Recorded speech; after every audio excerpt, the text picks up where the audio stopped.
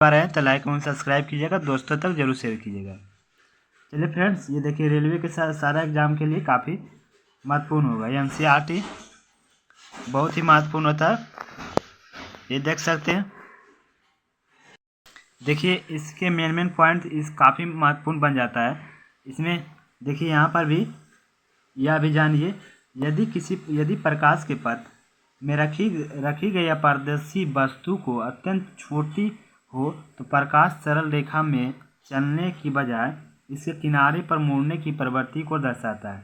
इस प्रभाव को विवर्तन कहते हैं। देखिए पूछा जाता है एग्जाम में, यदि प्रकाश के पथ में रखी अपारदर्शी वस्तु, कौन सा वस्तु, अपारदर्शी वस्तु को अत्यंत छोटी हो तो प्रकाश सरल रेखा से चलने की बजाय किनारों से मुड़ जाती है, तो मुड़ने की प्रक्रिया को ही विवर्तन कहा जाता है। एग्जाम में आएगा कि कौन से मुड़ने की प्रक्रिया को क्या कहा जाता है, तो विवर्तन कहा जाता है।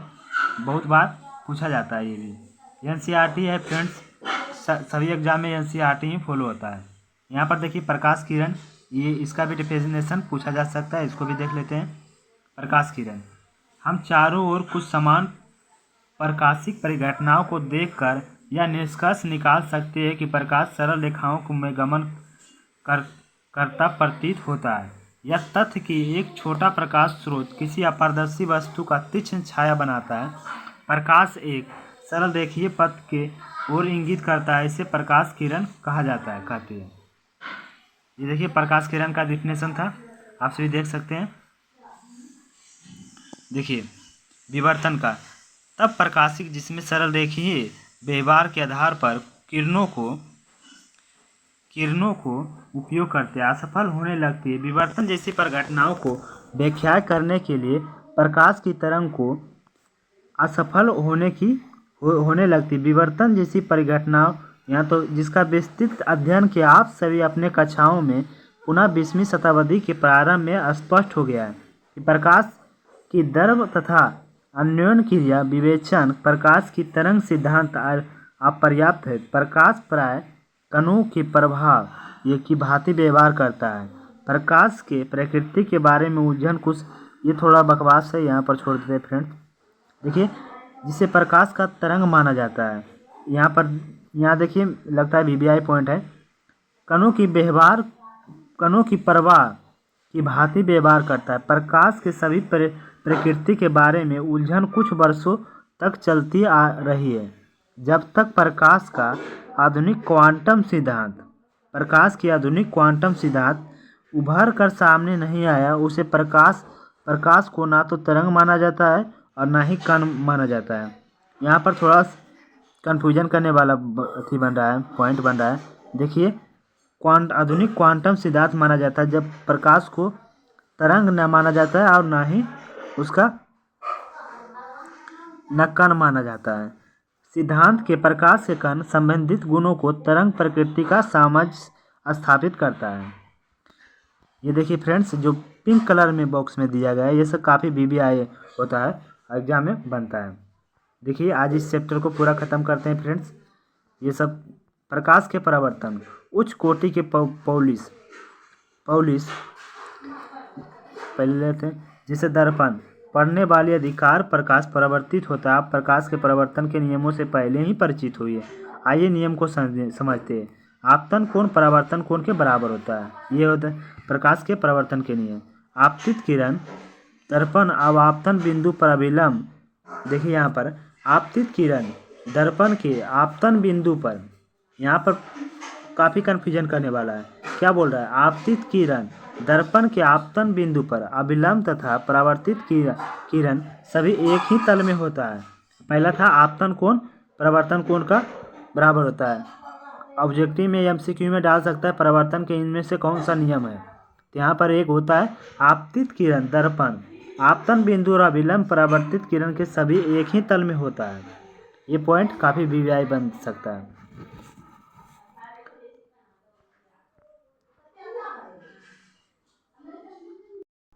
देखिए फ्रेंड्स, ये देखिए ये है दर्पण सूत्र। दर्पण सूत्र में 1+1/v प्लस 1/u बराबर 1/f, ये भी बार बार पूछा जाता है।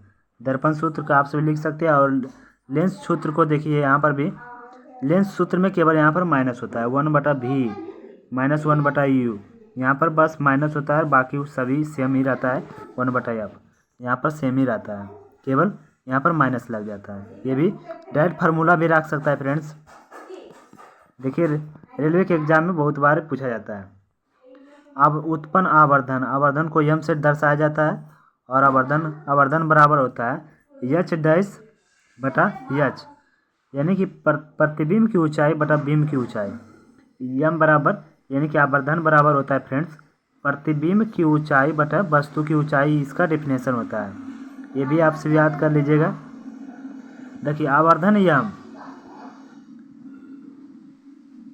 यम और बिंब यू प्रतिबिंब की दूरी भी संबंधित है, तो यम बराबर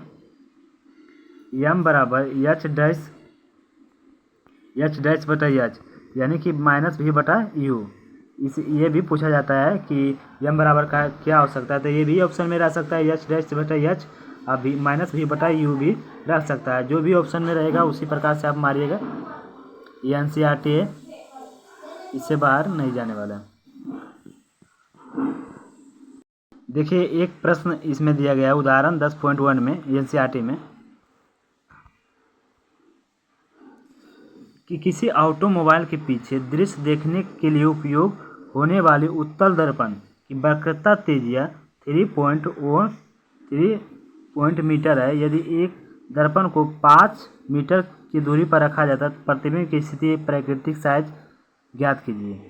तो देखिए वक्रता त्रिज्या जो है 3 मीटर और बिंब की दूरी है बिंब की दूरी हमेशा यू का हमेशा माइनस में होता है, तो देखिए -5, अब भी है प्रतिबिंब की दूरी बराबर इसी पूछा गया है, ऊंचाई h, तो एफ बराबर यहाँ पर एफ निकल गया है, तो एफ निकल गया है यानी कि 1.0 मीटर।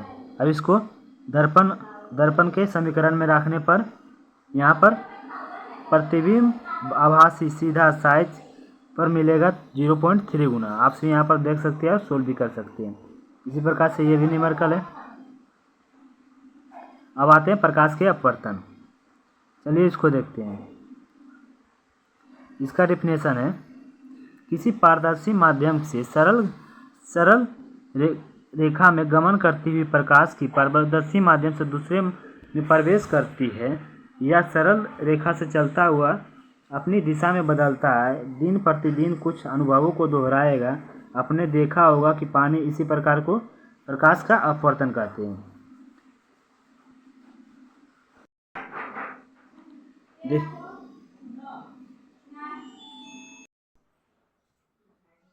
निरपेक्ष अपवर्तनांक बराबर होता है वायु में प्रकाश की चाल और माध्यम में प्रकाश की चाल, यानी कि C/V हो जाएगा। निरपेक्ष अपवर्तनांक बराबर, ये भी फार्मूला पूछा जाता है आपसे, इस फार्मूला को भी याद कर लीजिएगा। बहुत बार पूछा जाता है कि निरपेक्ष अपवर्तनांक बराबर फार्मूला क्या होता है, तो आपसे याद कर लीजिएगा, बहुत बार पूछा जाता है। देखिए फ्रेंड्स, सभी माध्यम में प्रकाश की चाल कितना होता है इसमें बताया गया है कुछ दर्बों में। देखिए वायु में होता है 1.1003, और बर्फ में होता है 1.31। आपसे यहाँ पर देख सकता है NCERT का एग्जाम्पल है। जल में होता है 1.33, एल्कोहल में 1.36 और केरोसिन में 1.44, संगलित क्वार्ट में 1.46 होता है संगलित क्वार्ट में। तारपीन में होता है 1.47, देख सकते हैं तारपीन में होता है 1.46, बेंजीन में 1.50 और होता है क्राउन कांच में 1.52, देख सकते हैं बेंजीन में होता है 1.50 और क्राउन कांच में होता है 1.52, क्राउन कोण में 1.52 और बेंजीन में 1.50। तारपीन में होता है 1.47, देख सकते हैं। हीरा में होता है, देखिए हीरा तो सभी को आधे ही होगा।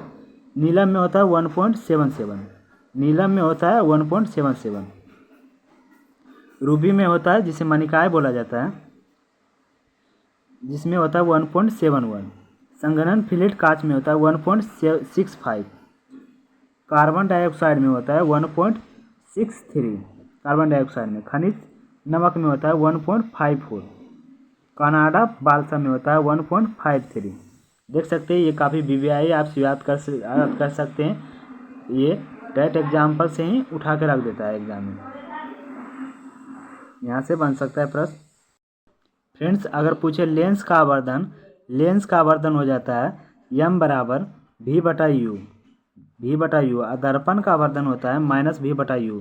काफ़ी कन्फ्यूजन होता है यहाँ पर, आप सभी को एक नंबर कट सकता है। ये दोनों कन्फ्यूजन आप सभी दूर कर सकते हैं, तो आप सभी को यहाँ पर श्योर हो जाएगा कि आप सभी को यहाँ पर कोई नंबर नहीं कटने वाला है। यहाँ पर देखिए जब लेंस रहेगा तो v/u हो जाएगा और दर्पण रहेगा तो -v/u हो जाएगा। यहाँ पर आप सभी नहीं कन्फ्यूजन कीजिएगा, ये बहुत बार पूछा जाता है। चलिए इसका की पॉइंट देखते हैं। आपने क्या सीखा? प्रकाश सरल रेखाओं में गमन करना प्रतीत होता है। दर्पण और लेंस वस्तुओं को प्रतिबिंब बनाता है। बिंब की स्थिति के अनुसार प्रतिबिंब का वास्तविक अथवा आभासी हो सकते हैं। सभी प्रकार के परावर्ती पृष्ठों को प्रवर्तन नियमों को पालन करते हैं। अपवर्ती पृष्ठ को अपवर्तन के नियमों का पालन करता है। ये देखिए इसका की पॉइंट है। और देखिए गोलीय दर्पणों तथा लेंसों के लिए नई कार्तीय, देखिए यहाँ पर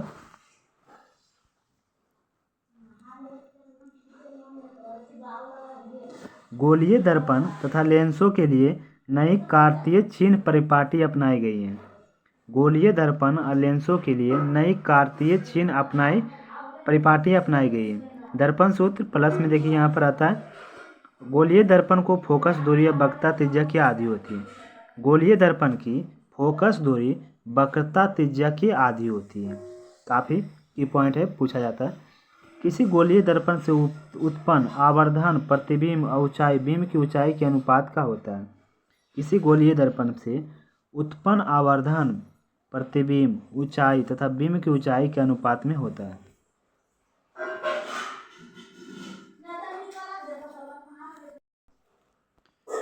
देखिए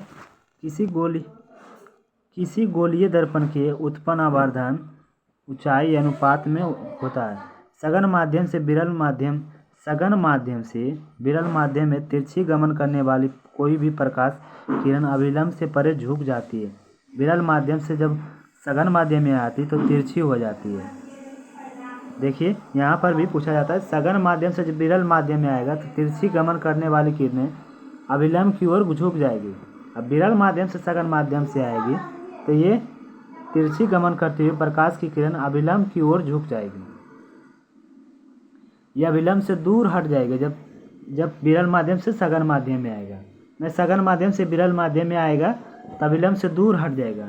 अब विरल माध्यम से सघन माध्यम में आएगा तो अभिलंब की ओर जाएगा। देखिए निर्वात में प्रकाश की चाल 3 × 10⁸ मीटर प्रति सेकंड से अत्यधिक चाल में गमन करता है। विभिन्न माध्यम में प्रकाश की चाल भिन्न होती है। किसी पारदर्शी माध्यम में अपवर्तनांक निर्वात तत्व की चाल के माध्यम के अनुपात के चाल के अनुपात में होता है। एक आयताकार कांच स्लैब के प्रकरण के वायु के अपवर्तन कांच के अंतःपृष्ठ वायु के दोनों को निर्गत को दिशा को समांतर होती है। ये देखिए लेंस सूत्र है। यह अभ्यास प्रश्न आप सभी जरूर बना के आइएगा। दिखा देते हैं सभी कितना प्रश्न है। ये 8, 9, 10